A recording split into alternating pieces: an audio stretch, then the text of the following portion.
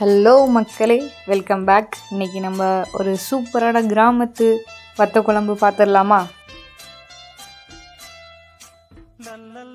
First நம்ம வத்தலெல்லாம் பொரிச்சு வச்சுக்கலாமா?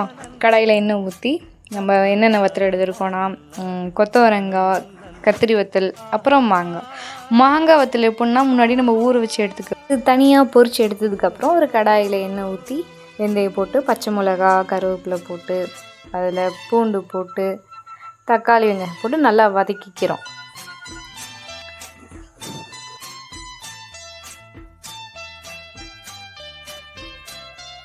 இந்த வெங்காயம் தக்காளி நல்லா வதங்கின அப்புறம் நம்ம புளி தண்ணியில் 3 டேபிள் ஸ்பூன் மிளகாய் பொடி, 4 டேபிள் ஸ்பூன் மல்லிப்பொடி, தேவையான அளவு உப்பு போட்டு கலந்து வச்சுக்கிட்டோம் இல்லையா?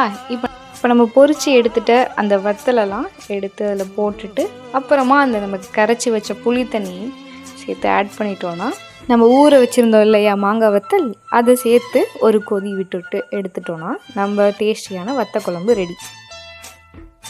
நீங்களும் ட்ரை பண்ணி பார்த்து சொல்லுங்கள்.